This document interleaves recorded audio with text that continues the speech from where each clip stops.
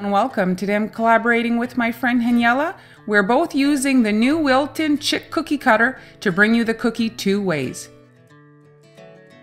With transferring the template onto the little chick's face, and then I'll immediately be flooding that portion of his head. Normally I would let the icing dry to be able to use petal dust, but I was a little bit pressed for time, and so I decided to airbrush the little pink on the cheeks. So I'm showing you here, I'm using a round stencil, and if I lay the stencil right on the paper, as you can see here, I get like a sharp edge. Whereas if I lift the stencil a little bit above what I'm airbrushing, I get a more kind of gradual edge, and it looks more like blush, as you can see here on the paper.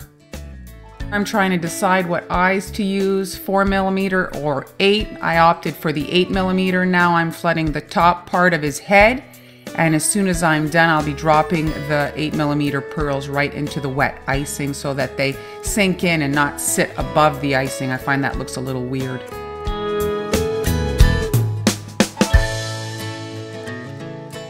Now I'm flooding his body. I'm leaving a little bit of space for the wing area, but I'm just outlining and flooding that whole section in the same yellow icing. Next step, if you're pretty good at drawing, you can just freehand the wings onto the sides of our little chick. But if you're not that sure, you could also use a paper stencil, and then when you airbrush that, it creates your lines without, it just adds a little bit of shading to the chick, but you can see where you want to pipe. And you see here I'm just resting that on the cookie and then dusting the surface, and it's all that's needed to give me some guidelines to be able to pipe where the feet go, the beak, and the wings.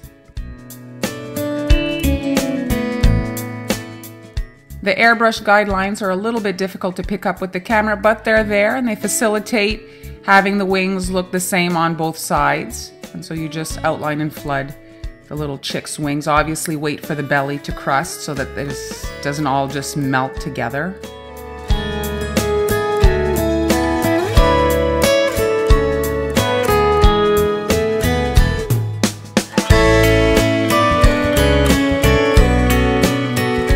Face needed a few little extra touches. I added a couple of hairs to the top of his head, some eyebrows.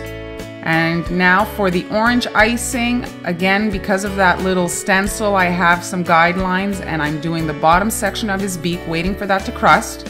And then I'll be able to come in and do the top portion.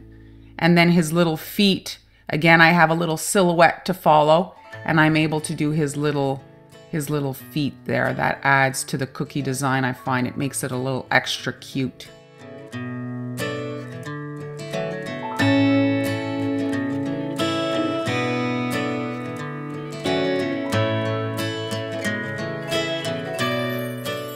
Cutter comes with a bow tie cookie cutter, and if you want to use that one, it's pretty simple. I just outlined it in white icing. I used a blue M&M in the middle, and then once the icing had time to pretty much dry, I came in with the paintbrush and painted on some stripes. Here is my completed cookie. It's entirely up to you if you prefer him with or without a tie. Now don't forget to head on over to Daniela's channel to watch her tutorial. Thanks so much for watching, and I'll see you next time.